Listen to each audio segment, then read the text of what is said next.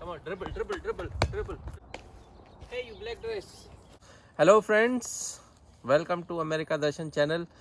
यार, आप लोगों ने कई बार मुझसे पूछा है कि भाई ये क्या आपका घर है, और घर से मुतालिक और भी बहुत सारे सवाल लोग पूछते रहते हैं, जैसे कि क्या हम घर ख़रीद सकते हैं, क्या वीज़ा पे घर ख़रीद सकते हैं। तो दोस्तों, मैं बताऊं यार कि मेरा यहाँ पर 10 साल का ऑलमोस्ट एक्सपीरियंस हो चुका है। मैं किराए पे रह चुका हूँ, मैंने अपना घर ख़रीदा और इतने ढेर सारे एक्सपीरियंस, वीज़ा से लेके ग्रीन कार्ड तक, इन्वेस्टमेंट में, तो इतने एक्सपीरियंस हैं। मैं आपको सभी कुछ बताते चलूँगा, उसमें एजुकेशन भी होगी। तो जुड़े रहिए मेरे चैनल के साथ। ये शुरू करते हैं अब यहाँ से कि भाई क्या हम जैसे लोग जो बाहर देशों से आते हैं अमेरिका के अंदर, वो घर ख़रीद सकते हैं? क्या वो घर वीज़ा पे ख़रीद सकते हैं, या फिर उसके लिए कोई स्पेशल रिक्वायरमेंट चाहिए? तो इन सारे सवालों के जवाब मैं आपको दूंगा। प्लीज़ बने रहिए मेरे साथ। So friends, yes, first of all ये मेरा अपना घर है, ये मैंने ख़रीदा है। और दोस्तों, ये मैंने जब मैं वीज़ा पर था, J1 वीज़ा पर, तब मैंने ये घर ख़रीदा था। तो आपके दोनों सवालों के जवाब मैंने दिए कि हाँ, मेरा घर है। और आप किसी भी वीज़ा पर हों, आप USA के अंदर प्रॉपर्टी ख़रीद सकते हैं। तो भाई साहब, अगला सवाल अब यह आता है कि घर ख़रीदने के लिए कि आपकी जेब कितनी गर्म होनी चाहिए, पैसा कितना चाहिए आपके अकाउंट में। तो उसमें दोस्तों, यहाँ पर क्या है ना, किराया बहुत ज़्यादा है घरों का, है ना, किराया बहुत ही ज़्यादा है। तो बेहतर है कि आप घर ख़रीदें। नाउ, अगर आपके पास पूरा कैश है, बेस्ट है, फिर तो आपको कोई रोक ही नहीं सकता घर ख़रीदने से, ठीक है। लेकिन अगर आपके अकाउंट में जो घर आप ख़रीदना चाहते हैं उसकी कीमत का 20% भी जो पैसा है ना, वो है, तो ये यहाँ की बेस्ट प्रैक्टिस समझी जाती है। आपको घर ख़रीद लेना चाहिए, क्योंकि आप उससे अपना फ्यूचर में बहुत सारा जो रेंट में पैसा बर्बाद करोगे ना, वो बचा लोगे। तो भाई साहब, ऐसी कंडीशन में जब आपके पास 20% पैसा आपके पास है, तो कोई भी बैंक अमेरिका में आपको लोन देने को तैयार हो जाएगा। अगर 20% से कम भी है तो आपको मिलेगा, लोन तो मिलेगा, लेकिन उसमें आपको बैंक को कुछ एक्स्ट्रा फ़ीस पे करनी पड़ेगी। मान लीजिए कि अगर आपको $2 लाख का घर ख़रीदना है, तो आपके पास 40,000 आपके अकाउंट में होना चाहिए। तो बैंक एकदम खुशी खुशी आपको लोन देने को तैयार हो जाएगा। तो बैंक क्या क्या देखता है? बैंक देखता है कि आपकी जो इनकम है वो कितनी स्टेबल है, चाहे वो आप जॉब करते हो, चाहे आप बिज़नेस करते हो, कि आप जो है पिछले 2 साल से आपकी इनकम स्टेबल है, और अगले 1 साल तक अगर आप जॉब में हैं तो ये देखेगा कि आपकी जॉब अगले 1 साल तक रहेगी कि नहीं रहेगी। तो बैंक को स्टेबिलिटी चाहिए। बैंक जो दूसरी चीज़ देखता है वो है क्रेडिट हिस्ट्री। तो दोस्तों, क्रेडिट हिस्ट्री जो बनती है वो आपके पास्ट में आपका लेन देन, आपने जो क्रेडिट कार्ड से अपने ख़रीदारी करी है, या बैंक से कभी कोई लोन लिया था, तो वो आपने किस तरह से उसमें डील किया है, कैसे पैसे चुकाए हैं, वो सब उस पर डिपेंड करेगा। और अगर क्रेडिट हिस्ट्री आपकी ख़राब है, तो अगर आपके बैंक अकाउंट में इनफ पैसा भी है ना उस पर डाउन पेमेंट करने के लिए, बैंक आपको लोन देने के लिए तैयार नहीं होगा। तो बैंक का जो लोन देने का प्रोसेस है वो आपके वीज़ा पे बिल्कुल भी डिपेंड नहीं करता है, क्योंकि ये सारी चीज़ अगर मीट होती हैं तो आप चाहे वीज़ा होल्डर हो, आपको लोन मिलेगा। लेकिन अगर आप सिटीज़न भी हैं और वो सारी जो बैंक की रिक्वायरमेंट्स हैं पूरी नहीं होती हैं, क्रेडिट हिस्ट्री ख़राब है, बैंक आपको लोन बिल्कुल नहीं देगा। तो वीज़ा का लेकिन ये है कि आपका ऐसा ना हो कि अगले 6 महीने में ही वीज़ा एक्सपायर होने वाला है। तो अच्छा है कि 1 साल से ज़्यादा तक अगर आपका वीज़ा एक्सटेंड है ना, अगर उन्हें पता है कि इसका वीज़ा अगले 1-2 साल तक है, तो बैंक को कोई भी दिक्कत नहीं होगी। और अगर ग्रीन कार्ड है तब तो कोई परेशानी है ही नहीं।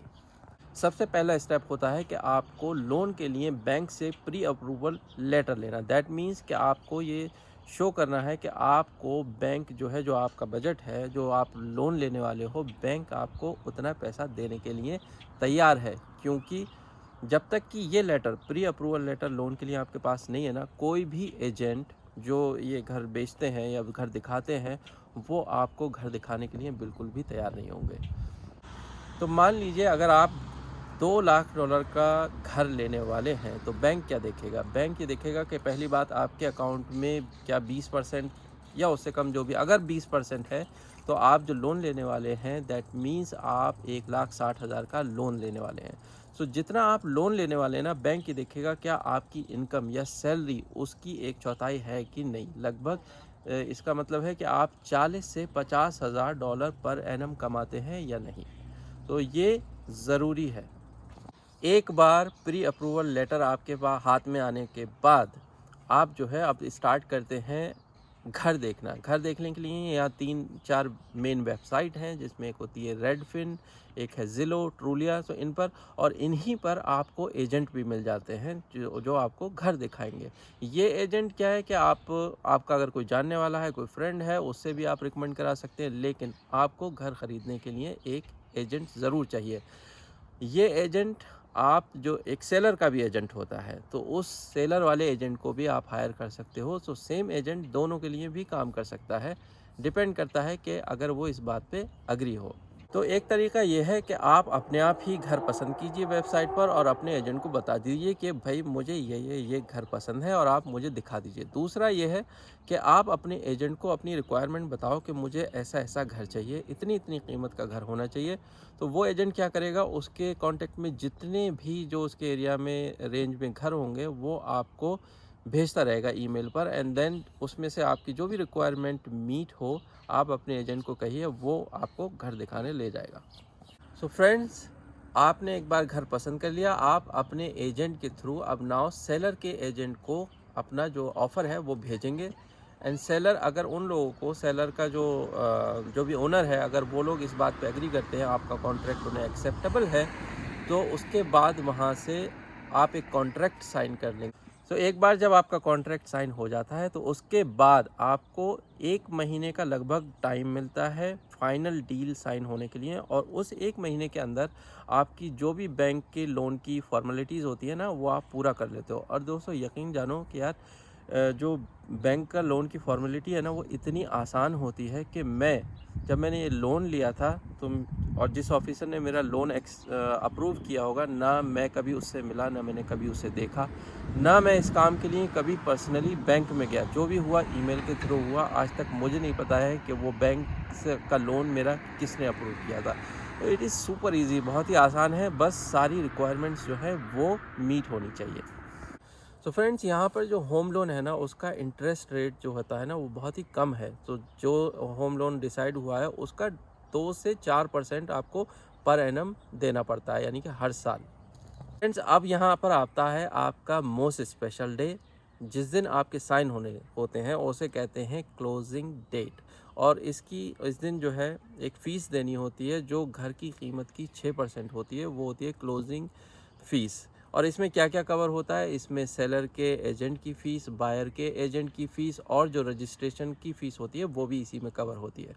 इसे पे कौन करता है, तो देखो इसको या तो सेलर पे करेगा, इसमें चॉइस है, बायर भी, या फिर बायर पे करेगा, या फिर दोनों में एक म्यूचुअल अंडरस्टैंडिंग होती है कि भैया 50% तुम दे दो, 50% मैं दे दूं, या कोई भी range, what ever they decide. तीसरा होता है कि कभी कभी क्या होता है ना, जब बैंक बेचारा तो नहीं कहना चाहिए मुझे, कि बैंक जब बहुत ही नाइस होता है अपने उसके लिए, तो बैंक भी ऑफ़र कर देता है कि ठीक है, बैंक जो है वो क्लोजिंग फ़ीस पे कर देगा। तो इस तरह से उस दिन जो बायर होता है, सेलर होता है, और जो मिडिल पार्टी होती है जो बैठी होती है एज ए, जो आपके दोनों के साइन करवाती है, तो एक कई सारे पेपर होते हैं।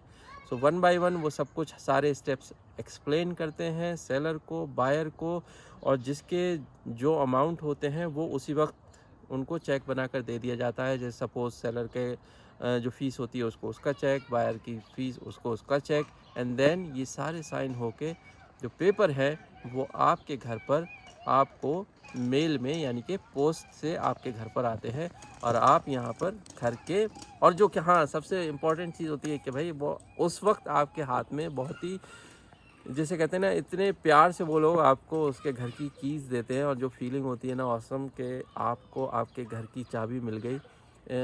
मतलब ये एक सबसे इम्पॉर्टेंट चीज़ है किसी भी इंसान की ज़िंदगी में, कि आपने अपना घर बना लिया अपनी फैमिली के लिए। सो वो मिलती है, and then it's done. Friends, उम्मीद करता हूँ आपको ये होम बाइंग का अमेरिका में वीडियो बहुत अच्छा लगा होगा। इसी तरह से जो इतना एक्सपीरियंस है ना मेरे पास, हम लोगों के पास, मैं आपसे टाइम टू टाइम आपसे ये शेयर करता रहूँगा। तो प्लीज़ आप लोग हमारे साथ बने रहिए, अपना प्यार देते रहिए, और हमारे चैनल को शेयर कीजिए, लाइक कीजिए, सब्सक्राइब कीजिए, please please please. And thank you for watching this video.